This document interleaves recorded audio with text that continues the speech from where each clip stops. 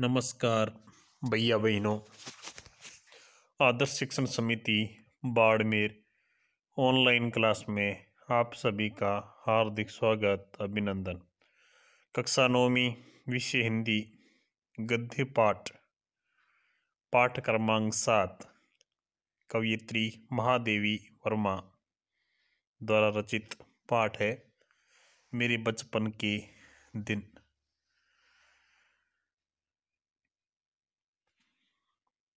मेरे बचपन के दिन 9वीं कक्षा पठित गद्यांश। महादेवी वर्मा का चित्र यह आपके समक्ष है। ये इस पाठ की कवयित्री है। पाठ के बारे में पढ़ेंगे। पाठ के बारे में सबसे पहले हम देखते हैं महादेवी वर्मा का जीवन परिचय। ठीक प्रकार से महादेवी वर्मा का जन्म सन 1907 में उत्तर प्रदेश के फर्रुखाबाद शहर में हुआ था। महादेवी वर्मा का जन्म उत्तर प्रदेश में फर्रुखाबाद शहर है, वहाँ पर इनका जन्म हुआ था।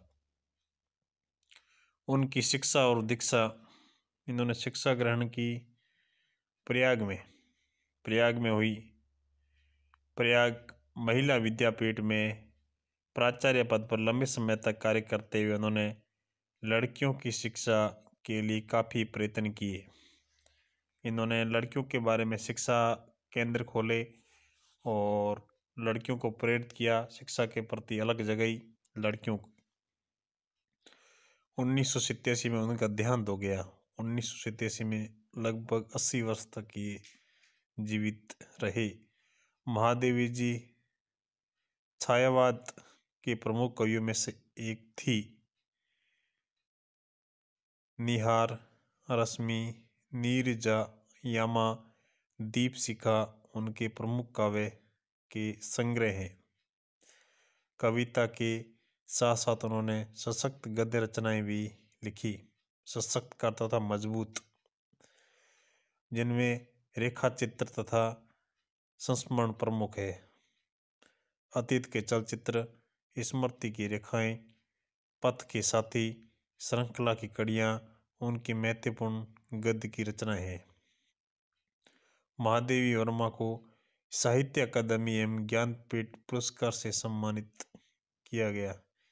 साहित्य के क्षेत्र में दिया जाने वाला साहित्य अकादमी पुरस्कार दिया जाता है।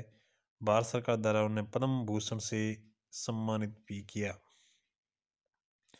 महादेवी वर्मा की साहित्य साधना के पीछे एक और आज़ादी आंदोलन की प्रेरणा है, तो दूसरी ओर भारतीय समाज में स्त्री जीवन की वास्तविक स्थिति का बोध भी है। साहित्य के अंदर इन्होंने स्त्री जीवन की, वास्तव में स्त्री का जीवन कैसा होता है, उनके बारे में इन्होंने विशेष रूप से लिखा है। हिंदी गद्य साहित्य में संस्मरण एवं रेखा चित्र को बुलंदियों तक पहुंचाने का श्रेय महादेवी जी को है। उनके संस्मरणों और रेखा चित्रों में इनका शोषण होता है। पीड़ित जो वास्तव में दुखी है, लोगों के प्रति ही नहीं बल्कि पशु पक्षियों के लिए भी आत्मीयता एवं अक्षय करुणा प्रकट हुई। अर्थात महादेवी वर्मा का पशु पक्षियों के बीच विशेष आत्मा से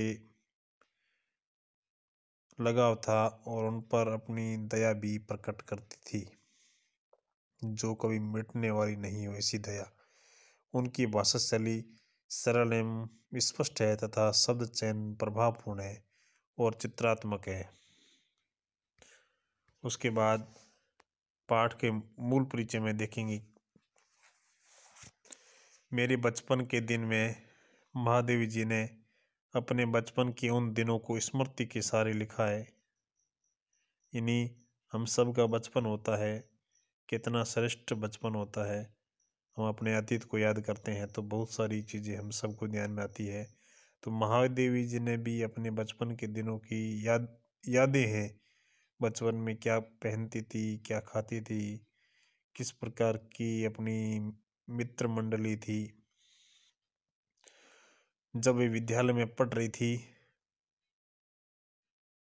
इस अंश में ये जो पाठ दिया गया, लड़कियों के प्रति सामाजिक रवैया, समाज की दृष्टि क्या होती है। विद्यालय की सहपाठिनों, विद्यालय में उसकी सहपाठिन कौन कौन थी, और जिस छात्रावास में रहती थी उस छात्रावास के जीवन और स्वतंत्रता आंदोलन के प्रसंगों का बहुत ही सजीव वर्णन किया है। इस प्रकार वर्णन किया है कि ऐसा देखने को मिलता है कि हम सब का जीवन एक प्रकार से वैसा ही था जिस प्रकार लेखिका का था। तो उसके बारे में अपना जो जीवन है लेखिका का, बचपन के दिन की जो भी यादें हैं उनको इस पाठ में वह बताती है। इस प्रकार इस पाठ का मूल जो पाठ है, ये हम सबको ठीक प्रकार से प्रत्येक पाठ को, जो मूल पाठ का निचोड़ दिया गया, हम सबको अच्छी तरह से पढ़ना चाहिए। प्रश्न से संबंधित महादेवी वर्मा का संक्षिप्त जीवन परिचय लिखिए। अभी जो था प्रश्न क्रमांक 2, महादेवी वर्मा की मुख्य काव्य रचनाएं लिखिए। मुख्य रूप से कौन कौन सी काव्य रचना है। प्रश्न क्रमांक 3, महादेवी वर्मा के साहित्य की विशेषताएं लिखिए। उन्होंने साहित्य में किस किस प्रकार की जो विशेषताओं का वर्णन किया है। ये पाठ के शुरू में उन सब की जितनी विशेषताएं हैं हम सबको, सभी भैया बहनों को अपनी अभ्यास पुस्तिका में ठीक प्रकार से जमा करना। धन्यवाद।